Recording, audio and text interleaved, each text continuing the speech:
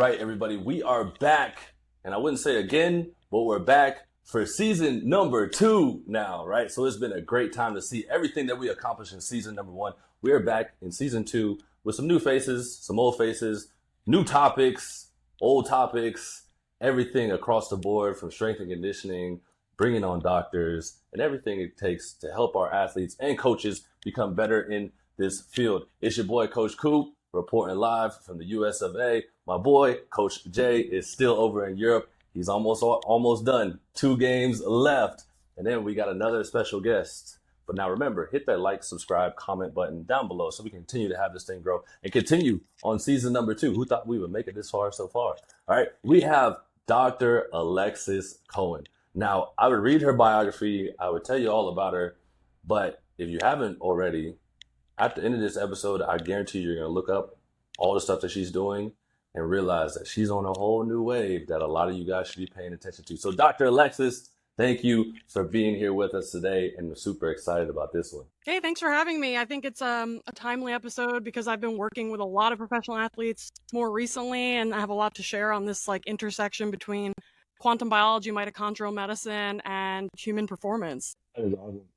No, yeah, I think we've been very excited. I think Coop kind of brought it to me. I did as much research as I could on you. I saw the podcast and then read the book, not in entirety, but as much as I could. How did you get into light biology? Yeah, so I did my PhD at Princeton. I graduated in 2021. My research was on metabolism and mostly understanding how different nutrient inputs impact metabolism and change metabolism. Circadian biology and light biology was somewhat on my radar at that time, but at that point, the importance of it wasn't really underscored for me. Just the delivery never really wowed me, and I didn't discover Dr. Cruz until later. So fast forward, April 2023, April of last year, I was sent by a client one of his podcasts that he did with Andrew Huberman and Rick Rubin on Rick Rubin's podcast, Tetragrammaton. And that was my first introduction to Jack Cruz, and that really just floored me. That was like a 6-hour 2-part podcast, and I listened to it probably 6 times in a row, and I was furiously taking notes. My brain was exploding, and I was kind of in shock that I had missed this piece because it really emerged to me as he was describing it how just fundamentally important these topics are for not only performance optimization, but just from a human health standpoint, from a disease remediation standpoint, from a health optimization standpoint, that we really cannot have optimal health if these pieces of light, dark, water, and magnetism are not optimized. And so that kind of began my journey down the rabbit hole. And I've basically been studying 8 to 10 hours a day ever since then. It's 18 months. I've just been obsessed with this. I changed my entire life overnight to basically revolve around the sun, block blue light at night, really just optimize, my mitochondrial function as well. And I've just seen incredible benefits to my sleep and my recovery and my performance. And so I started implementing protocols with clients, and they're getting better. And so it's just everything has kind of come together to really put me on this path and this mission to want to spread this message far and wide. Did you always know that you were going to go into the wellness side of things and the sports performance side of things? Or you kind of just I really like light biology and studying that itself? Good question. So I had a lot of health issues as a kid. I had a really traumatic dental surgery when I was 2. I had chronic recurring strep throat when I was 6, and then I got pulled out of school and homeschooled for a year and a half because I kept getting sick.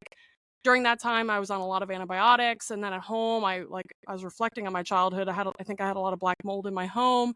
During that time where I was being homeschooled, I just rapidly started gaining weight, and when I went back to school in 3rd grade, I was 120 pounds, and my classmates were 60 pounds. And then it continued getting worse from there. Up through sophomore year of high school, I clocked in somewhere around 270 pounds.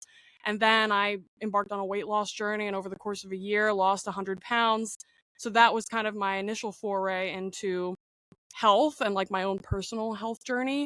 But from there, I also, although I lost that weight, I also gained an eating disorder and also IBS shortly thereafter. So those were really my initiators into deeper aspects of figuring out my own wellness and figuring out what it means to be healthy and how to achieve health at a very basic fundamental level. And so that really motivated me to want to be able to figure out my own problems and then by extension help other people as well. Though I will say I was initially in culinary school after high school, and after a really powerful psychedelic experience, I ended up shifting into the sciences. So maybe a little bit of an atypical story, but I ended up studying biochemistry and math. And then after my undergraduate studies, ended up at Princeton studying metabolism. And that really came full circle to me because prior to that, I didn't really consider maybe going into the health space as a career. I didn't really know what I wanted to do.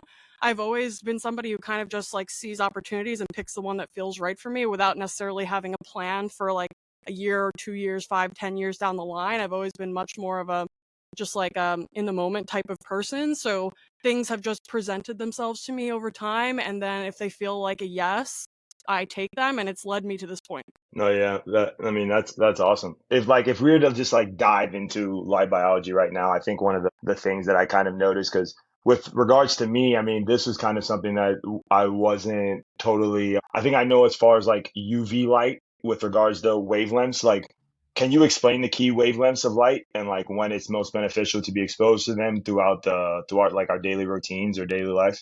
Because Yeah. that information was new to me outside of just the UV light. Yeah, absolutely. So, I mean, first, maybe I'll just set the stage by discussing the difference between the modern light environment versus the light environment even just a couple hundred years ago. So, all of our modern energy efficient quote unquote light sources, like our LEDs, fluorescent bulbs, all of our device screens, they're all highly enriched in blue wavelengths of light and basically devoid of red and infrared light because, as energy efficient sources, they're not giving up infrared light, which is also known as heat. So, in the tech world, infrared light is seen as a waste product because it's not contributing to the brightness of the light. But as it turns out, which I'll describe more shortly, that infrared light is actually considered as an essential nutrient for the human body. So just because it's not contributing to the light source and the brightness of that light doesn't mean that it's not having an important effect on our physiology. So all those light sources are very devoid and depleted in red and infrared light and very enriched in blue light. And that becomes really starkly in contrast to natural light sources. So if we look at the primary source of light in the natural environment, we have the sun. Midday sun is over 50% red and infrared light, less than 10% UV light, about 25% blue light. So in nature, there's always a balance between UV, blue light, and red and infrared light. So you never receive UV light without red and infrared light. You never receive blue light without red and infrared light. And it's important to note that because all of the propaganda and the science, the centralized science that's been done on UV light and the harms of UV light has been conducted with UV light in isolation, not in the context of full spectrum sunlight. So when you're, looking at studies that say UV light causes cancer, for example, like skin cancers, that's not done in the context of full spectrum sunlight. Meanwhile, there's actually a corpus of literature showing that red and infrared light protect against damage done to tissues and cells by UV light. And we're always in nature receiving that small fraction of UV light with a whole abundance of red and infrared light. And so research that's conducted with UV light in isolation is very disingenuous and not relative or relevant to the real world. Similarly, blue light. So blue light is also a really important signal to our bodies. Blue light is associated with the daytime, and we have receptors in our eyes and on our skin, also in our blood vessels and in our fat tissue called melanopsin. It's this blue light detector. And when blue light from the environment tickles those receptors, it sends a signal, in particular through the eye to the brain, that it's daytime. And so that's important because, in essence, in the ancestral environment, whenever we're exposed to blue light, it's telling the master clock in our brain, the suprachiasmatic nucleus, or the SCN, that it's the middle of the day. But in the modern environment, because of our ignorance around the importance of light and the importance of specific wavelengths of light at specific times, we're now getting access and exposing ourselves to blue light around the clock, thus sending the signal to our brains and to our bodies that it's the middle of the day, even if it's the middle of the night. And that has huge implications because that blue light signal is essentially telling our body, okay, it's time to have increased cognition. It's time to, improve substrate mobilization so that we have energy for our muscles to work and for our tissues to be online, for digestion to occur. Versus at nighttime when we're in darkness, that's really the time where our tissues are supposed to be regenerating, recovering, engaging in these regenerative processes that allow tissues to maintain health over time. And so if we're constantly exposing ourselves to light at night, we're never actually getting into that full state of rest and recovery. So blue light at the inappropriate times, that's a big problem. In addition to blue light in isolation, because like I mentioned before, we have to always receive blue light with red and infrared light, because that blue light actually, when it interacts with mitochondria in our eyes and on our skin, it actually inhibits mitochondrial function and can create more of an inflammatory response and basically like leaking of reactive oxygen and nitrogen species out of the mitochondria. Versus red and infrared light, when those wavelengths interact with mitochondria, they actually increase energy production, mitochondrial function, and overall support those mitochondria. And so if you're receiving blue with red and infrared, it's a balanced response. But if you're receiving blue in isolation from modern light sources, that's completely aphysiological. We'd never encounter that in nature. And it has major implications when it comes to mitochondrial health and function, and ultimately when it comes to chronic disease. And if we look at the literature on type 2 diabetes, for example, we can see a dose-dependent increase in rates of type 2 diabetes with increasing light exposure at night. And simply being in artificial light at night is sufficient to increase your glucose, your blood glucose and insulin, even without putting a single bite of food into your mouth. And so that's why it's really important that we understand the fundamental actions of light on our biology and our physiology so that we can begin to re-engineer our indoor environments to be more like outside, and also to motivate people to just spend more time doing activities outside versus inside. And just doing those things and changing your lifestyle in that way can make a world of difference when it comes to health and performance optimization. You've just made recovery and regeneration for me a lot more difficult. I'm trying to think. I gotta change the lights in the gym. No, but could you speak a little bit about lighting in the gyms and stuff? Because I mean, both of us currently are strength and conditioning coaches, and we work at different locations. But lighting in the gym is a big thing. I know. I mean, I've been to Jay's gym. He has windows and whatnot, but not like huge, like to allow light in all the time. And then say we're talking about you have a client at 5 a.m. What should the lighting system be like, and how should the flow of things look like in the gym? Because I know Dr. Cruz talked about it a little bit, like shut the lights off, open up the doors, have the windows open, like all that stuff. But sometimes that's not accessible and not able to do. How do you go about changing the lights? Yeah, so I'm actually and also how cost effective is it? I'm also curious. Yep. Well, actually, it can be even more cost effective than being unconscious in your choices if you're building a building from scratch. The problem is if you're dealing with an existing structure and you're trying to modify it, then things can get expensive. I'm actually working with a couple trainers right now to build basically a circadian light aligned gym, which is pretty cool. And also my dream in the future is to have a whole wellness center that's like a mecca that's built around these concepts. But what I'll say for now is that you mentioned about glass. So something really important to mention here is that standard window glass blocks 100% of UVB, about 30% of UVA, and about 40% of near infrared light.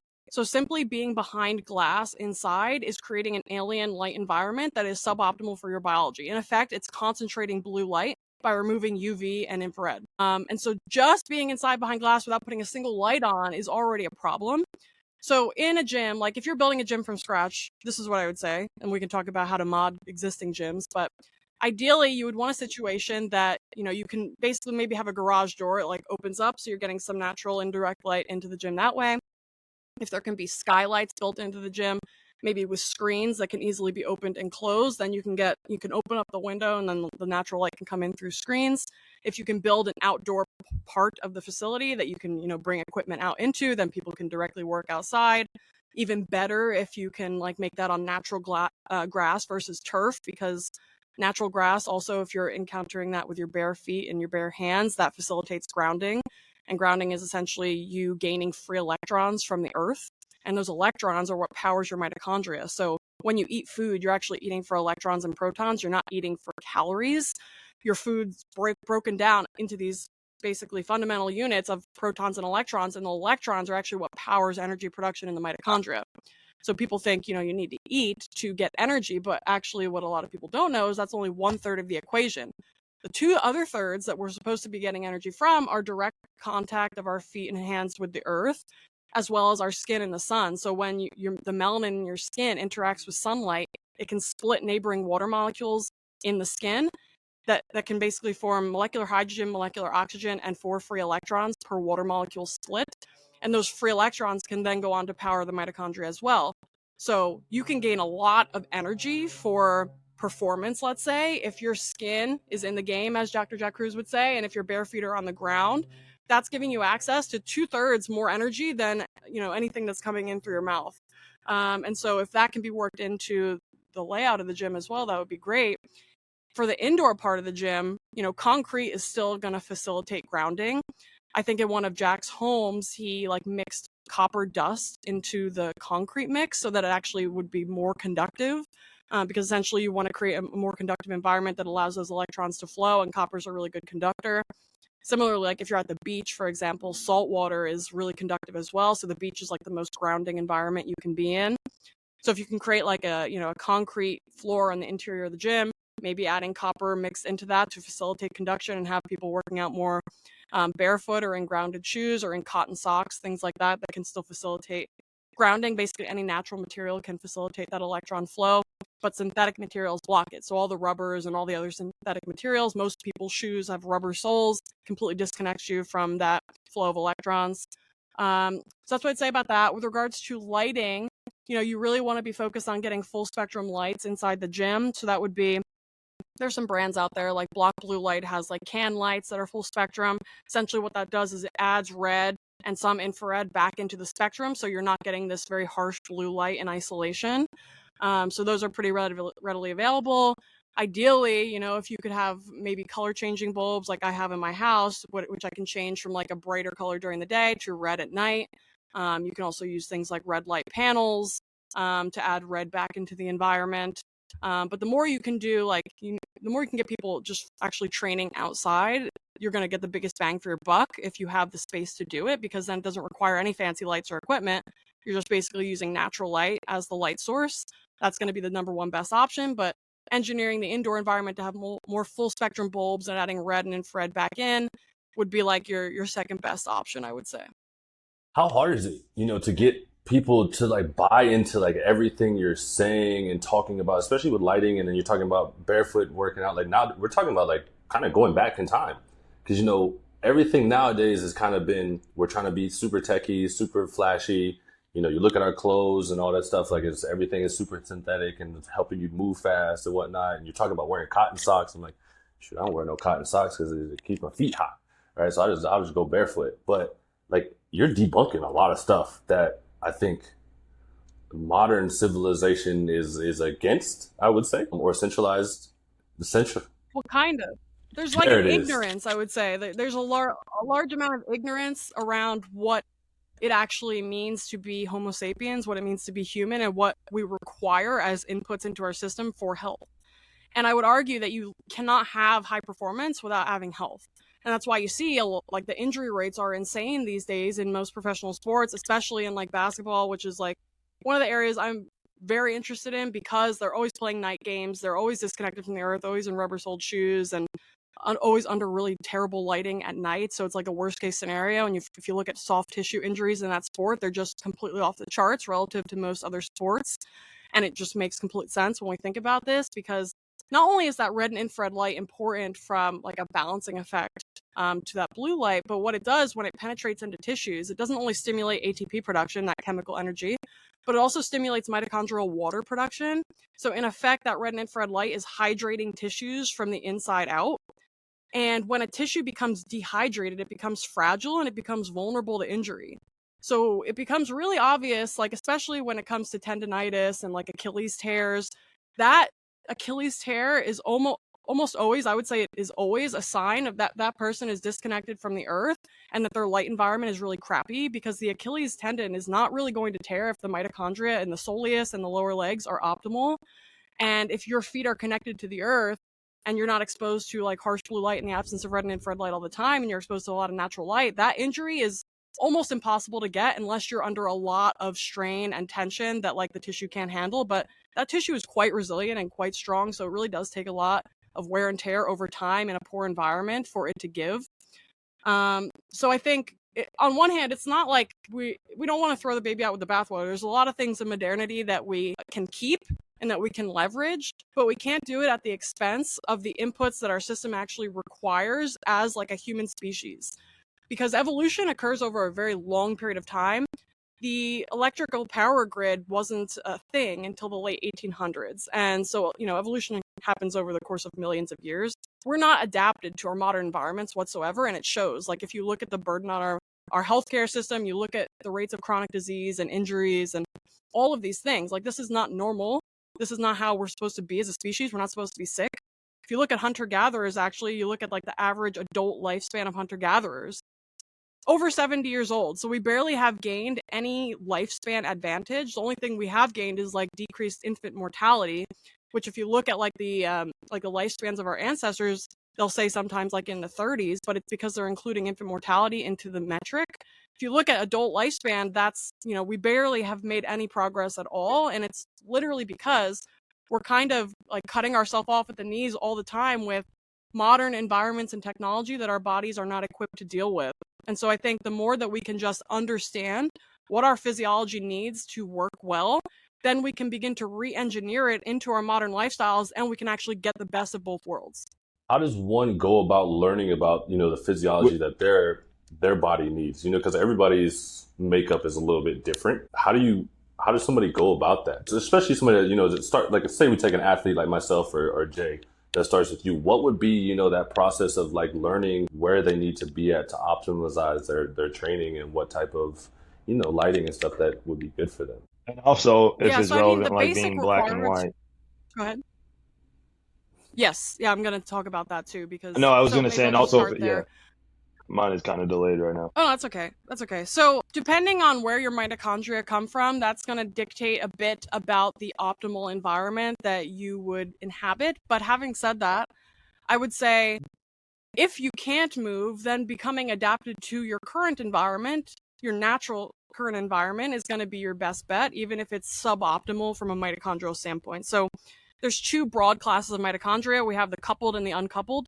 The coupled mitochondria hail from equatorial regions where basically the ground doesn't freeze, where basically plant-rich foods can grow year-round. These would be, like tropical regions, Africa as well, that essentially these mitochondria receive high-quality sun year-round because in those regions you're receiving high-quality sun year-round. They do really well in that environment. They also do better with higher carbohydrate diets year-round because those foods are growing in that area, throughout the course of the year. These coupled mitochondria are really good at making energy. So coupled meaning that they've coupled the flow of electrons to the production of energy, because that electron flow through the electron transport chain is what produces ATP. Versus uncoupled mitochondria have uncoupled the flow of electrons from the production of energy, and in doing so, they're really good at liberating heat. And that's an advantageous type of mitochondria to have if you live somewhere that it gets cold for part of the year, that your body needs to defend its core temperature in response to that cold environment, and it can do so by uncoupling those mitochondria to generate heat internally. So the uncoupled mitochondria hail from more northern regions where the ground freezes, where you're only growing carbohydrate-rich foods for a portion of the year. The part of the year where the ground is frozen, you're relying mostly on animal-based foods to get by, and in the ancestral environment at the very least. Now in the global food supply chain, you can fly a mango to Sweden and eat it in December. Doesn't mean we should be doing it though. So having said that, the uncoupled mitochondria that come from northern regions are more plastic than the coupled mitochondria that come from equatorial regions. And what I mean by that is, if you take somebody from a northern latitude that has ancestors and mitochondria from that region, and by the way, mitochondria you inherit strictly from your mom. So in order to figure out the mitochondria that you have, you want to look at your mom's lineage, your mom, your grandma, your great-grandma. Where did they come from? That's how you can determine where your mitochondria are from. But if you take that uncoupled mitochondria person and you put them in, let's say, like Miami or Cuba or somewhere more equatorial, over time their mitochondria can become more coupled and look more like a coupled mitochondria. Versus the people who have coupled mitochondria, if you put those individuals in Sweden, they tend to have a lot more issues because, number one, their skin is often not adapted to that environment. The darker your skin is, which typically equatorial skin is darker in color, that's because there's higher amount of UV light every day of the year. And that high quality sun requires melanin basically to soak up that sun to help avoid tissues from being damaged and inflamed from like the very large amounts of UV light and sunlight that are being exposed to the skin. That melanin also allows you to harness more energy from the sun as well. Like I mentioned before, when sunlight strikes melanin, it allows you to split water to make free energy. So it's also advantageous from that perspective to have more melanin in your skin if you're from an equatorial region, because then you can harness more of the sun's energy essentially. But if you put that person with darker skin in a north region that has poor quality sun for a lot of the year, now their body's not receiving that energy that it evolved to receive And that can be quite a mismatch. You can somewhat leverage that difference or make up for that difference with cold exposure. Cold exposure can help your body to produce more infrared and UV light internally from your mitochondria, but they're not going to be as efficient as doing it as an uncoupled mitochondrial person would be. So people can get away with it for a period of time, darker skinned individuals in more northern regions, but over time we also see more health issues cropping up in these individuals because they're not adapted to that environment.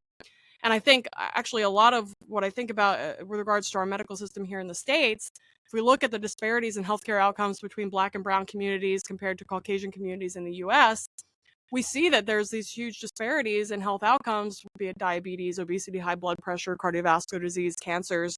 And I really think that a lot of that, outside of the socioeconomic reasons for it, is the mismatch in light environment that these individuals receive from these more northern latitudes in the States, because we don't get great quality sun for most of the time unless you're in like Miami. That's probably the best sun you're going to get in the States, but most people are living more northern than that here, and you run into consequences when you're in an environment that you're not matched to. But you can make up for a lot of that by simply just spending more time outside wherever you are. So even if you're somebody who has darker skin and lives in New England, it's not like you can't necessarily live there. You can do pretty well adapting to your local environment by just spending more time outside in that environment. But I would say over time, especially during the aging process, when we get up there in age, it would become more efficient to maintain health to move to a lower latitude. Can you speak to some of like the myths or like debunk some of the myths that you kind of hear? Like, sometimes you hear like the blue light glasses that people are paying for, or light exposure's influence on aging process, whether that be in terms of skin health or just aging, or Black people not having to wear sunscreen, or any others that you could probably think of. Yes. So the last thing that a person with melanated skin wants to do is to wear sunscreen. It's the worst thing that you could possibly do. Your skin loves sunlight. Your skin loves UV light. It was designed to receive that.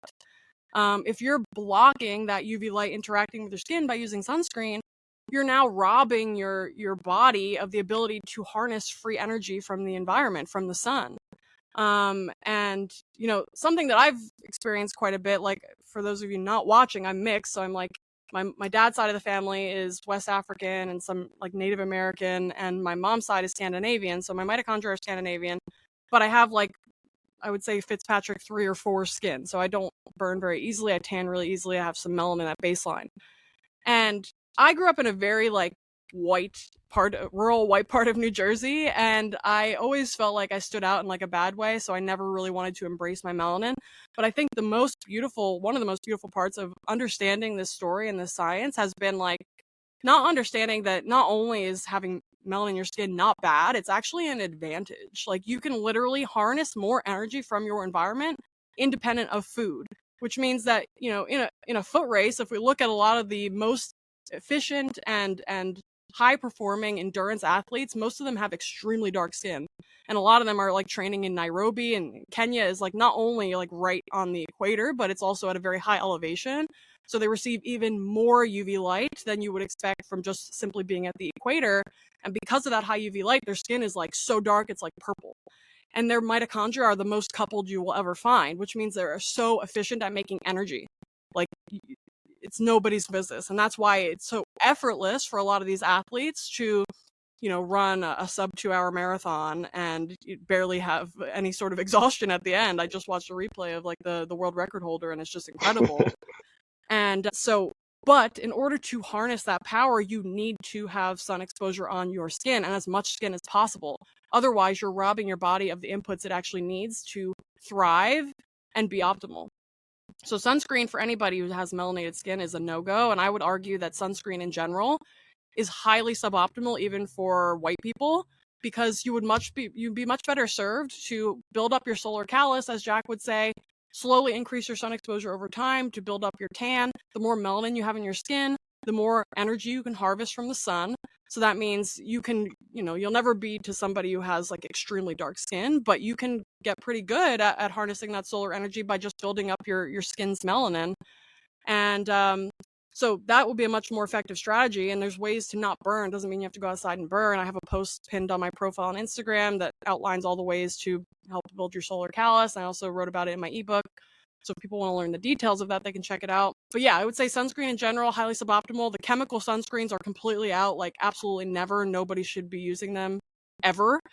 The physical barrier sunscreens, like the mineral sunscreens, I would say a very small percentage of the population will need them. People who are like have light skin and they're surfing for hours, let's say, there's a lot of glare, there's a lot of UV light, then they may need to wear sunscreen in order to be in that environment, but that doesn't mean that they can do that all the time.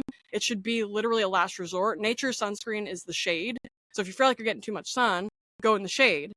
And second, if you feel like you're getting too much sun, you can't go in the shade, just put on some light clothing because UV light can't penetrate clothing. So there's many other options before wearing sunscreen that I would say that people should leverage if they actually care about their health. Also worth mentioning here is that if you wear contacts, sunglasses, or prescription glasses while you're in the sun, you're going to be more likely to burn.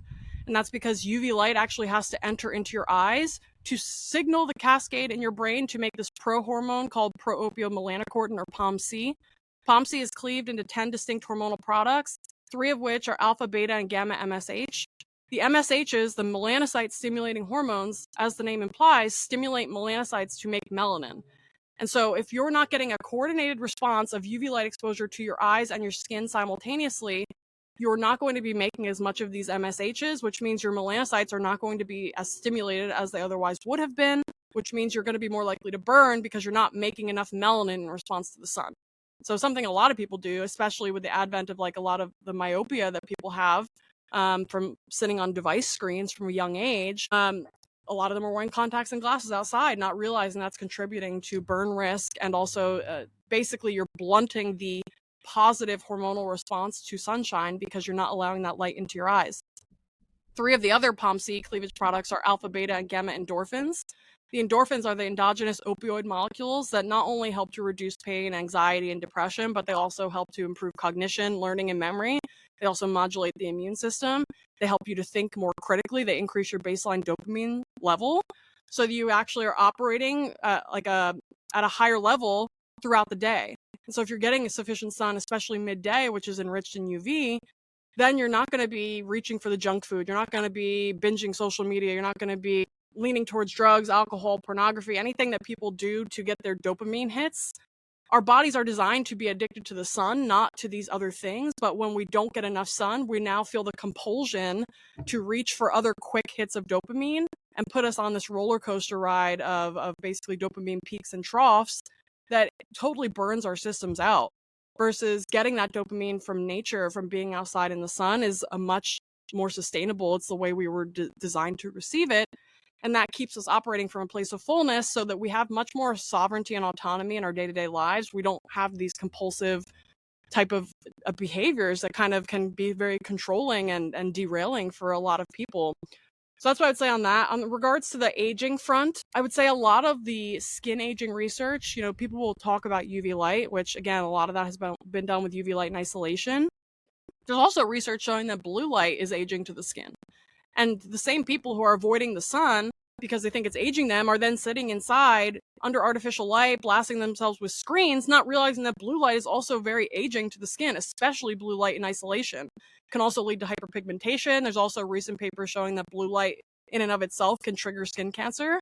And so there's a lot of hypocrisy in the programming and the messaging around UV light being uniquely bad. When in actuality, when we receive UV light from nature, it's in a much more balanced and harmonious response with the red and infrared light and the blue light together, that's informing our body about our environments, that's mitigating the damage response. And as long as you're not, sitting out there toasting yourself and completely getting, like lobsterified, then I don't really see skin aging being that big of a deal, especially if you're mitigating your indoor environment. So the more artificial light you're exposed to inside, the more non-native EMFs you're exposed to indoors, the more your skin is going to suffer in general. And that means it's going to be more vulnerable to burning and sunspots and just not harnessing the benefits of the sun as well. So there's a lot that we're doing societally that's setting people up to have maladaptive responses to the sun. But if you were to correct these other aspects of their lifestyle, then they could actually get the sun, they will minimize the drawbacks and maximize the benefits of being in that sunlight. No, that's very interesting. That's very interesting. I meant to also ask you too, and we literally just had a conversation with it earlier. We have a speed skater that we're working with, and he's preparing for the Winter Olympics. And he came in and did a blood test recently, and he's, just for context, he's very, very pale kid, red hair, and his vitamin D levels were very, very low. And I remember we had a training this morning, and I remember he had told me, and he was like, I've done everything they asked me to do with regards to nutrition. Like, I've been taking all my vitamin D. And I've heard the adage of vitamin D supplementation versus the UV light that you get. So can you explain the difference between the vitamin D supplementation and the vitamin D you get from the sun? Yes. So I can all of actually them, bring this back to my coworkers and act like I know what I'm talking about.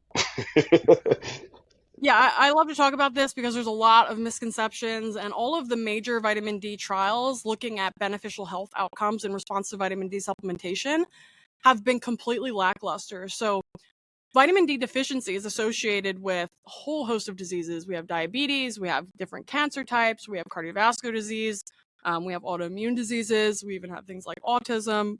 Meanwhile, the vitamin D supplementation trials, the long-term trials like the VITAL study, showed that there was no benefit on any of those outcomes. And essentially what it's looking like is vitamin D supplementation is only helpful if you are extremely deficient, like at the level of rickets. So vitamin D supplements can help to prevent and reverse rickets. But outside of that, vitamin D is really serving as a biomarker of your sun exposure habits. And it's not this marker that just needs to be optimized by itself. So the reason that is that when you're exposed to UVB light, you're not only converting 7-dehydrocholesterol in your skin to pre-vitamin D3, you're also making that entire pro-opiomelanocortin prohormone that I mentioned earlier, that POMC peptide, that's being produced in response to UVB light as well. So that's the whole 10 hormone cleavage products. You're making all of those in response to UVB light. In addition, when UVB light strikes your skin, you're also making about a dozen other vitamin D-like molecules. In addition to that, when UVA light strikes your skin, you produce nitric oxide, which increases vasodilation, increases nutrient and oxygen delivery to tissues, increases waste removal from tissues. In addition to that, of course, we're getting the red and infrared light from sun, which has these majorly beneficial effects for mitochondria. So when you're out in full spectrum sunlight, you're receiving all of these benefits at once. It's an entourage effect. If you're supplementing with vitamin D, you're impacting exactly one marker, and you may not even be doing it that well because the vitamin D you take in supplement form isn't really that beneficial to boosting your levels. It can be in some cases, but when vitamin D is made in your skin, when that pre-vitamin D is made, it gets sulfated in order to make it more water soluble so that it can travel to the liver and the kidneys in order to be fully activated into the mono and dihydroxy form. The supplement that you take is not a sulfated form, so it can potentially become sulfated when it's in your body, but that's going to depend on a variety of factors, including your mitochondrial function, and it's just not exactly akin to what you would experience naturally. You can get some vitamin D from foods, like cod liver oil is a popular one. That's actually coming in the sulfated form, so it's in the form that's more bioavailable to your body. But a vitamin D supplement is not, it's not really recapitulating what your body naturally receives from foods containing vitamin D, and it's certainly nowhere near what your body receives from receiving UVB light and the whole cascade of everything that happens when that interaction is occurring. So that's what I'd say on vitamin D. I really treat it as a biomarker, and what I think people should do is get your baseline vitamin D levels checked. If you've been on a supplement, I recommend staying off it for 6 to 8 weeks before checking so that you wash it out of your bloodstream so you can see what your actual level's at, just at a baseline. And then you can download the D-Minder app. You can plug in your starting vitamin D level. You can plug in your goal. I recommend setting the goal to greater than 60 nanograms per milliliter. Maybe set it to around 70 or 80. And then it will tell you, put in your skin type, your location. It will tell you exactly how much sun you need to get weekly in order to optimize your levels. And then when you're going out to do like a sun session, you can just press start and it will show you how much vitamin D you're making per unit time. And it kind of gamifies it in a way, and that's a pretty good way of doing it. And in that way, when you're optimizing vitamin D via the sun, you're going to be receiving all of those other benefits at the same time. And so that's really the biggest bang for your buck. It's literally it's free, And especially this time of year, this is, when you want to kind of be soaking it up so that in the wintertime, depending on what latitude you're at, you can be banking that vitamin D for the time of year where you're not really going to be receiving as much high quality light. And yeah, so that's what I would say about vitamin D. It's not really something you want to supplement unless you have overt rickets. Then it would make sense to correct the rickets and get you up to, just a baseline decent level. But from there, we really need you to be making it naturally in order to receive the benefits. I know you said earlier that you're working with like athletes. What has been your implementation? What's your implementation of like light look like practically with your athletes that you've been working with? Yeah, so basically everything in the ebook that I shared with y'all is the basic stuff that they need to do. So we're really, getting them outside as much as possible during the day, training outside when possible, bare feet as well, and as little clothes as possible as well. There's some tan-through clothing that can be worn to even maximize that too, because the benefit to nitric oxide, which is not only good for, baseline blood flow and blood pressure, but it's also important for getting a good pump in athletics. There's a lot of supplements like nitric oxide boosters. Well, not realizing that you can literally just use the UVA light from midday sun to do the same thing, but you need to have as much skin exposed as possible because the effect is local. So if you want, for example, if men are looking to get a benefit for erectile dysfunction, they don't want to take Viagra, exposing your business to the sun is the way to do it because that's going to directly improve vasodilation in that area. So you can wear like Kaniki and Cool Tan. They both make like men's and women's tan through bathing suits so you can get full spectrum light onto all of your skin without actually being naked. So we're doing that. We're rehabbing their indoor environments as well. We're making sure they're not sleeping next to Wi-Fi routers. We're turning off their Wi-Fi at night if possible. We're changing their light bulbs to either red lights or color changing bulbs that can be turned to red at night. And then outside of that, we're really just making sure they're getting good quality water in, that they're getting their morning light in as well. We didn't talk about that, but getting light around sunrise ideally is going to be the best time to kind of kickstart your metabolism, turn on that circadian clock to make sure everything is anchored in with that sunrise. That red and infrared light first thing in the morning is very stimulating and rejuvenating to the body. It helps to stimulate mitophagy, which is this process by which damaged mitochondria can be preferentially removed from mitochondrial colonies. In effect, you're purifying the mitochondria. That's further augmented if you eat a small dinner meal that's like lower in carbs so that you can get into more of a fat burning state overnight. And then when you get into that state of ketosis during like REM sleep, combine that with the red and infrared light in the morning. Now you're really turning on mitophagy really strongly. That's going to help to purify those mitochondrial colonies. So even if you are dealing with some chronic illness or you have suboptimal performance, you can, in effect, rehab those colonies so that you're dealing with a better hand. And that's the one thing I really like about mitochondrial medicine and just this whole area in general is that there's a lot of personal responsibility and autonomy that comes into play because it's not like you're just dealt a bad hand genetically and that's it for you. No, there's a lot that you can do to improve this. And in fact, Doug Wallace's research out of CHOP shows that issues at the level of mitochondria actually directly impact mutation burden in the nuclear genome, which is what's typically attributed to cancer, for example. So the mitochondrial dysfunction precedes cancer and actually can trigger the mutations that lead to malignancies forming. So focusing on the mitochondria is very actionable, very empowering, and people can see really dramatic benefits quite rapidly as well. So especially when it comes to sleep and recovery, those are two things that people can see a difference in like the first day. So we're blocking blue light at night. You asked about the blue blockers. Highly recommend if anybody's going to be around light that's not red light at night, that you pop on a pair of 100% blue blocking glasses. They should have a dark orange lens. I personally use like Bon Charge brand. If your blue blockers have like a clear colorless lens that they're called blue blockers, like maybe they block like 5%, that's not going to cut it. You need 100% blue blocking at night. During the day, if you're going to be under a lot of artificial light, you want to wear maybe 60% blue blockers. They have like a yellow lens. But ideally, just incorporating more natural light, opening windows so light can come in through screens, or just working outside is going to be the best option for during the day. And if you're going to be on screens at night, you can either use your blue blocking glasses, but ideally you could just use native filters on your devices. So there's Iris and Flux for computer use that will filter blue light out of your computer, and also some flicker. And there's ways on iPhone as well to directly filter blue light out, as there's probably some apps as well. But I have a pinned reel on my Instagram that shows you how to do that to turn your phone screen amber or red so that you can use that at night and you're not going to be receiving as much harm from that. But yeah, the blue blocking glasses, the good ones, like they're absolutely, I carry them around with me all the time. I literally will not leave home without them. And they make a huge difference when it comes to sleep and recovery because blue light directly inhibits melatonin release from the pineal gland. And so if you're exposed to any bright or blue light at night, it's going to negatively impact your sleep latency, your ability to fall asleep, your ability to stay asleep, and receive good quality sleep. So you want to pop on those blue blocking glasses starting around sunset if you're going to be around any form of white light, blue light, bright light in general. And it's going to make a huge difference starting that day. Like you can see the benefits immediately. What is for you, what does the future of light in medicine look like? What do you envision the future of light biology influencing mainstream medicine, wellness, or performance? Yeah, I mean, once you start learning about this story, you can just see how we're really shooting ourselves in the own foot with regards to our healthcare system and how everything is set up against us, set up against true healing.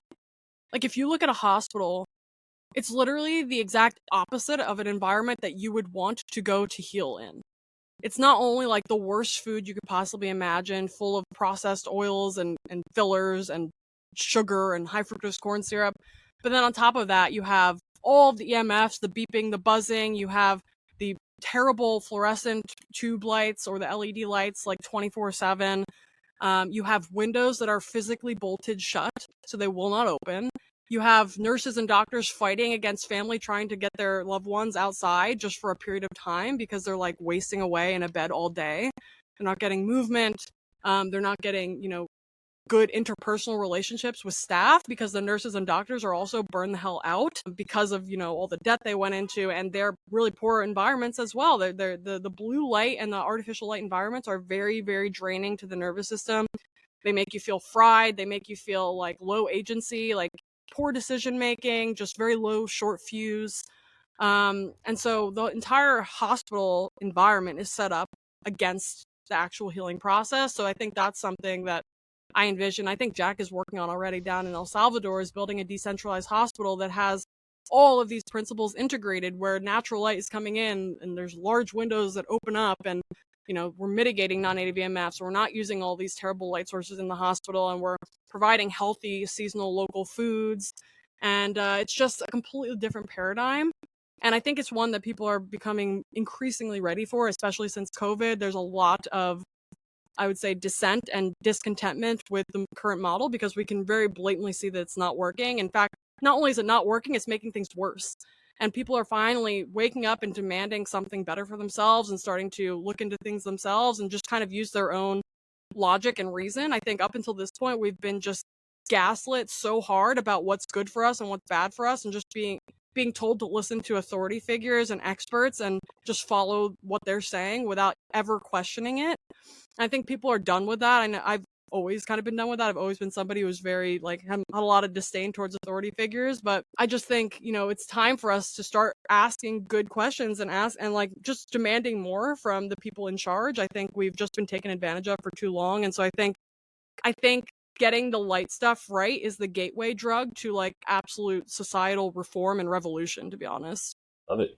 Like I said, I've been on board since I got back to the States with you. And started learning a lot more about it. So last thing, what is something that you would want us to ask our next guest? Well, can you have to answer Derek Hanson's question, which is, what are you trying to make yourself better on a daily basis? Yeah, so what I'm working on right now is mostly on my own performance. So I have always been not a professional athlete, but I've always been someone who's very athletic. Ever since I lost all that weight, I've been, really committed to going to the gym, but now I'm really doing a lot of my lifting outside. We have a home gym in the garage, and so I bring all my stuff out into the yard and really just looking to reach my own peak performance threshold. So that's what I'm really focused on right now, is just seeing what my body's capable of. I mean, I personally just find immense joy in doing that as well, just seeing what's possible. And I really want that for everybody too. I feel like there's so many people just rotting away inside, not moving their bodies and just not feeling compelled or motivated to do so, wasting away the best years of their life because, they're drained from a job they hate in a blue light hell. And so I think that just being able to explore the capabilities of your body, especially moving in natural environments, is quite empowering in a lot of ways. And I've personally noticed like my recovery and like I basically get no soreness when I do my workouts outside because I'm receiving all that red and infrared light that's hydrating the tissues and increasing their pliability, their flexibility, their ability to make energy. And so it's something I've like personally noticed, and some of my athlete clients have also attested to, is that like you can literally feel the difference if you just experience it yourself. You just have to give it a try. So that's what I'd say I'm focused on now. With regards to a question for the next guest, I would say, what do I want to ask? Maybe where do you see yourself in 10 years? I personally wouldn't really necessarily be able to answer that question right now for my own self, because so much is like rapidly changing and accelerating for me that like the sky is really the limit. I'm not even trying to kind of, if I put a concept to where I'll be in 10 years, I feel like it's going to be a limiting belief in some ways. So I'm just like super open to what's coming and all the exciting things that are coming down the pipeline. But yeah, I think I'm very hopeful. There's a lot changing and shifting societally and at the personal level as well with a lot of people that I know. So I think I would be curious to know where your guest sees themselves in the future. That is We'll pass it along. the first episode of season number 2. Dr. Alexis, thank you so much for being on here with us today. We appreciate all your time. And athletes, coaches, everyone, right? If you're out there listening, check out some more of her work. If you don't believe in what she said today, right, do some more of your own research. Check out Dr. Cruz. If you're in Nashville area, you got Dr. Cabell, who also is talking about this stuff too. So it's not like it's just some fad that's going out there. These people are doing their research, and I can say for myself, I feel a lot better spending a lot of time in the sun, not using any sunscreen with all that chemicals and stuff in it. So, Dr. Alexis, thank you for being here with us today, and we can't wait to share this episode. Thank you for having me. Awesome, This was and really we're outta fun. here.